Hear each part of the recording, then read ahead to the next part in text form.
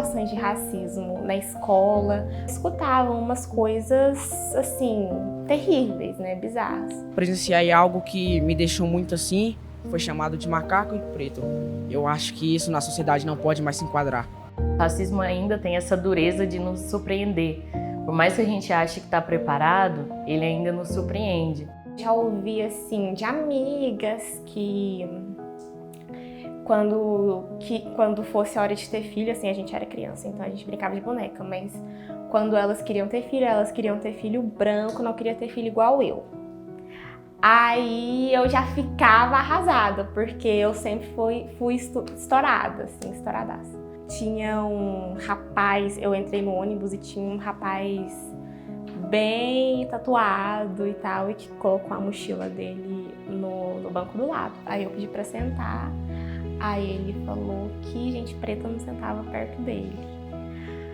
Aí eu falei, tá. Aí eu fui pro outro canto e comecei a chorar no outro canto. E aí vieram umas pessoas e, tipo, colocaram a mão em mim, assim, pra me dar um conforto. Mas eu não soube lidar com a situação. O que é mais interessante que eu acho é que são situações cotidianas, sabe? Aquelas que as pessoas querem que a gente sinta a sutileza. Então é você entrar numa loja e ser seguida. E aí você perceber que, por exemplo, eu namoro um homem preto. E aí quando eu entro na loja, nós dois, é muito mais visível que existe um alerta entre os vendedores, as vendedoras, e não é para te dar atenção, porque você vê o comportamento com outras pessoas. Então são nessas sutilezas que eu consigo ver ainda, sabe? Que a sociedade me vê de uma forma diferente e que o racismo ele me enxerga em todos os espaços. Situações como essas acontecem todos os dias com milhões de brasileiros que são vítimas do racismo. O caminho para mudar essa dura realidade passa pela educação. Ter aulas que falam sobre a história e cultura afro-brasileira é lei, e a gente consegue perceber os benefícios disso aqui dentro da sala de aula, onde percebemos adolescentes que são mais conscientes e entendem que lutar contra o racismo é um dever diário. Acho que é importante principalmente para a gente compensar o passado, né? Porque foi um passado muito triste para essas pessoas.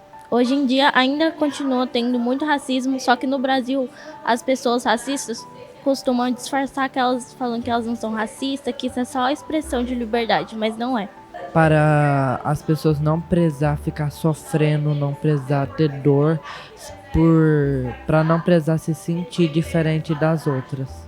Dados da ONG Todos pela Educação revelam que o total de escolas públicas com projetos para combater o racismo, machismo e a homofobia caiu ao menor patamar em 10 anos. Essa escola, localizada no setor Cândida de Moraes, tem um currículo próprio baseado na educação antirracista. A partir dos anos de 2003 também teve a lei, né, a lei 10.639, que garante, né, essa necessidade de trabalhar a questão das histórias dos povos afro-brasileiros e dos povos indígenas também. E então, por isso que é muito importante a gente trabalhar esse conteúdo em sala de aula, justamente para que a gente pense numa educação mais diversa, uma educação antirracista.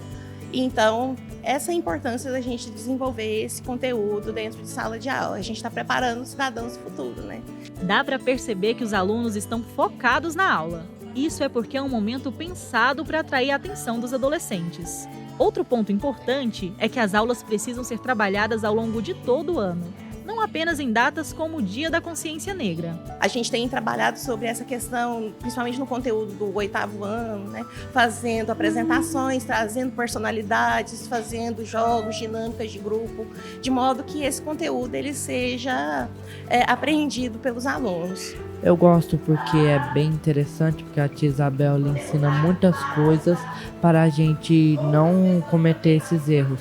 Eu acho muito importante, porque a maioria das pessoas deviam aprender isso na escola para não repetir em casa ou na rua. Essa turma já coloca em prática algumas atitudes que nós também podemos usar para combater o racismo no dia a dia. Não ficar zoando uma pessoa, não ficar fazendo bullying por causa da cor dele, não ficar fazendo ele se sentir diferente das outras pessoas. Ter mais empatia, né? Isso mesmo. Acho que não aceitando comentários racistas falando que é errado e também ensinando para as próximas gerações a não cometer esses atos. Porque, querendo ou não, todos nós temos um pouco do sangue de negros.